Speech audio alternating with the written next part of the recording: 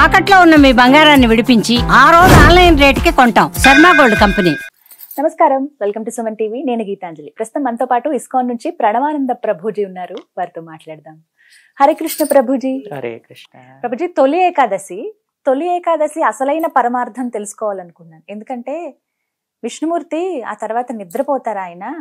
ఇంకా మరి ఆయన నిద్రపోతే తర్వాత సృష్టి సంగతి ఏంటి? అసలు స్వామి నిద్రపోవడం ఏంటి?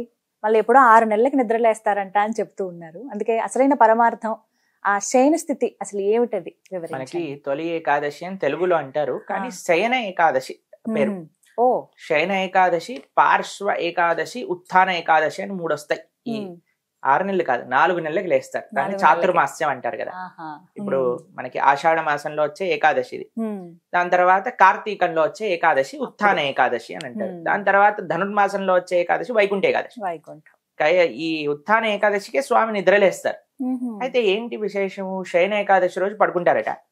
పార్శ్వ ఏకాదశి అని ఒకటి వస్తుంది. దాంట్లో చెయ్యి, ఈ చెయ్యి నుంచి ఈ చెయ్యికి మనం ఇలా మారుతాం కదా, అలా మారుతారు భగవంతుడు. ఉత్థాన ఏకాదశికి నిద్రలేస్తారు. అయితే ఏమైందండి, ఇప్పుడు గురుక పెట్టినట్టు పడుకుంటారా భగవంతుడు అంటే? అలా పడుకోరు. స్వామి యోగ నిద్రలోకి ప్రవేశిస్తారు. యోగ నిద్రలోకి ప్రవేశించడం అంటే స్వామి చరాచర జీవరాశులందరినీ ఆయన కాపాడుకుంటూ ఉంటారండి. ఆయన ఏ స్థితిలో ఉన్నా, మనం అంటే పడుకున్నప్పుడు పని చేయలేము, లేచినప్పుడు పడుకోలేము, తింటున్నప్పుడు మాట్లాడలేము, మాట్లాడుతున్నప్పుడు తినలేము. భగవంతుడు అలా కాదండి. ఏ అంగముతో ఏ పరిస్థితుల్లో ఏదైనా చేయొచ్చు. అందుకే ఆయన భగవానుడు అయ్యాడు. అందుకే మనం చూడండి, ప్రసాదాన్ని భగవంతుడికి చూపిస్తా, నైవేద్యాన్ని చూపి ప్రసాదం అంట. ఇప్పుడు భగవంతుడు తింటా అంటే నోట్లో పెట్టుకోవాలి కదా. భగవంతుడు ఏం చేస్తున్నాడు? కృపా దృష్టిని వర్షిస్తున్నాడు. అయిపోయింది. ఆయన నేత్రములతో కూడా తినగలుగుతాడు. అది ఆయన కెపాసిటీ, మనకు చేయలేము అన్నమాట.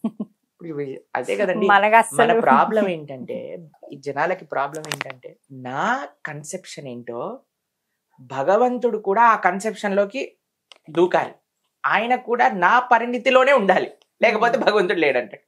ఇప్పుడు చూడండి, వాళ్ళు చూసే దృష్టికోణంలో నాకెంత తెలివి ఉందో ఆ తెలివిలో భగవంతుడు కూర్చోవాలి. నా తెలివికి అవుట్ ఉన్నాడు అనుకోండి, భగవంతుడు లేడంటాడు, కాల్పనికం అంటాడు. ఇప్పుడు చూడండి ఎలా అంటే, ఒక ఆయన ఉన్నాడు, ఇలా రోడ్డు పైన నించున్నాడండి. రెడ్ లైట్ పడింది, బండి పక్కన ఆపి నించున్నాడు. అందరూ ఆయన వెనకాల నించున్నాడు. ప్రైమ్ మినిస్టర్ కాన్వాయ్ వస్తుంది. ఇప్పుడు prime minister convoy red light ఉందని ఆగాల? ఆగుతుందా? ఆగదు. వెళ్ళిపోతూనే ఉంటాయి కార్లని. ఈయన అడుస్తున్నాడు ట్రాఫిక్ పోలీస్, వాళ్ళని పట్టుకో, వాళ్ళు ట్రాఫిక్ పోలీస్ దాటిపోతున్నాడు, వీళ్ళకి ట్రాఫిక్ లైట్ పాటించట్లేదు అంటే వాడు అంటాడు, రే మూర్ఖుడా ఆపురా, వాడు ప్రైమ్ మినిస్టర్ రా, నువ్వు నోరు మూసుకొని బైక్ ఎక్కువ అంటాడు. అంతే కదండి అనేది. కాబట్టి ఈ మనుషులందరూ కూడా భగవంతుడు ఇలా చేయాలి, భగవంతుడు అలా చేయాలి, భగవంతుడు నిద్రపోవటం ఏంటి, భగవంతుడు గోపికలతో రాసలీలు చేయటం ఏంటి, భగవంతుడు చెట్టు చాటు నుంచి బాణం వేయటం ఏంటి? నీకు బుద్ధి లేకపోతే నువ్వు ప్రశాంతంగా ఉండు. భగవంతుడికి నీకు ఒక రూల్ ఉండదు. అవునా కాదా చెప్పండి? ఒక ప్రైమ్ మినిస్టర్ కి నీకు ఒకటే రూల్ ఉంటుందా?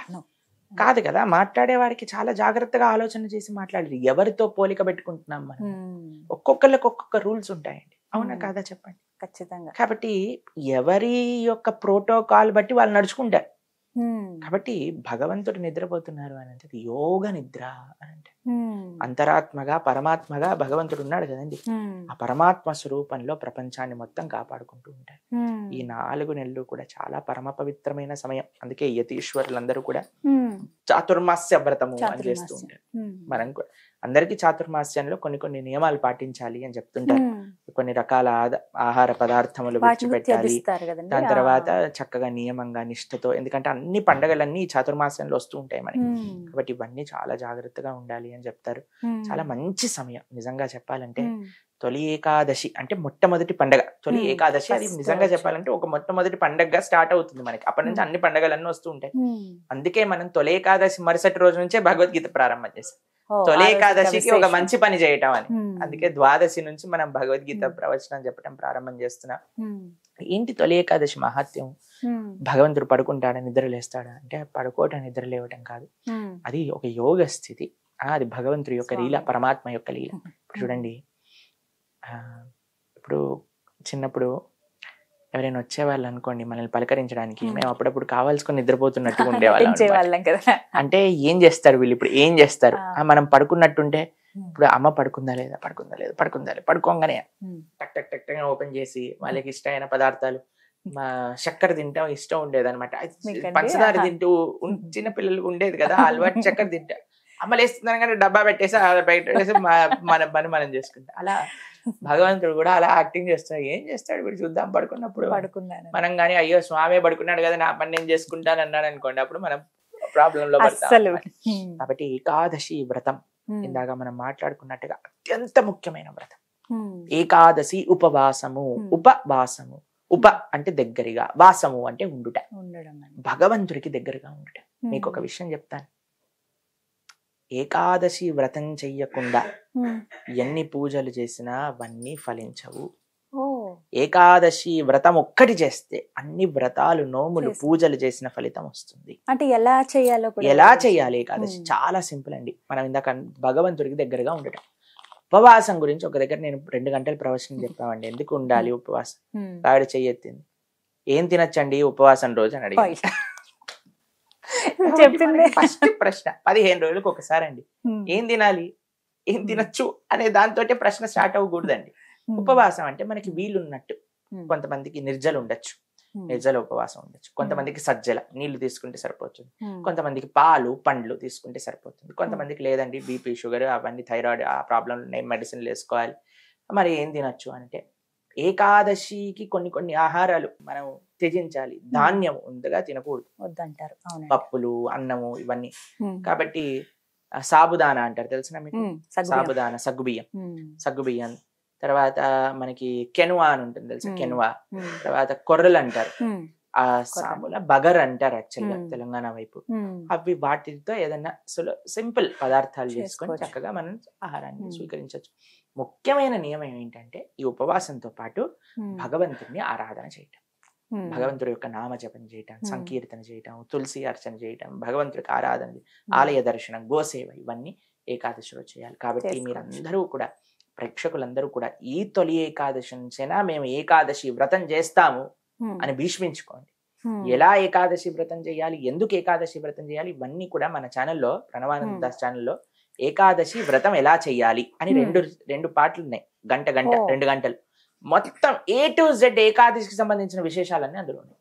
అవి శ్రవణం చేసినా సరే క్లియర్ గా తెలుస్తుంది. ఇప్పుడిప్పుడే వినేసేయండి, అప్పటికి మన మనసు రెడీ చేసుకుంటాం అనమాట. ఇప్పటి నుంచి ఏకాదశి వ్రతం ఉంటాం.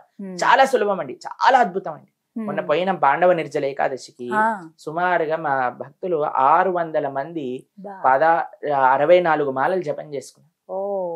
కొంతమంది 128 మాలలు జపం చేశారు, కొంతమంది 150 మాలలు జపం చేశారు ఒక రోజులో. పొద్దు నుంచి రాత్రి దాకా ఉపవాసంతో పెద్దవాళ్ళు చిన్నవాళ్ళు అందరు కలిసి. రామని ఉంటాడు చిన్న పిల్లవాడు 108 మాలలు జపం చేశాడు. కాబట్టి స్వామి అనుగ్రహమే అది. అది చాలా కష్టమైన విషయం ఏం కాదండి, సంకల్ప బలం.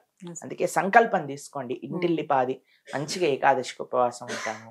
ఒక్కొక్కళ్ళు ఒక్కొక్క స్థాయి, నిర్జలు చేసేవాళ్ళు, సజ్జలు చేసేవాళ్ళు, పాలు పండ్లు తినేవాళ్ళు, లేదా ఈ సాబుదానా, కెనువా, బగర్ ఇలా తీసుకునే వాళ్ళు అలా చేసుకుంటూ ఉండండి. ఏకాదశి రెసిపీస్ అని కొట్టండి, ఇస్కాన్ ఏకాదశి రెసిపీస్ అని, వందలు వేలు లక్షలు వస్తాయి మీకు. అన్ని రకాలు చేసుకోవచ్చు ఏకాదశి. కాబట్టి తినటం కోసం చేయకండి ఉపవాసం, ఈ విధంగా ఎవరైతే కొత్తగా ప్రారంభిద్దాము అనుకున్న వాళ్ళు మంచి రోజు తొలి ఏకాదశి నుంచి వ్రతం ప్రారంభం చేసుకోవడం, దానికంటే మించినది లేదు. చాలా అమూల్యమైన విషయం ఇది, తెలుసుకోవాలి. చాలా చక్కగా వివరించారు. హరే కృష్ణ.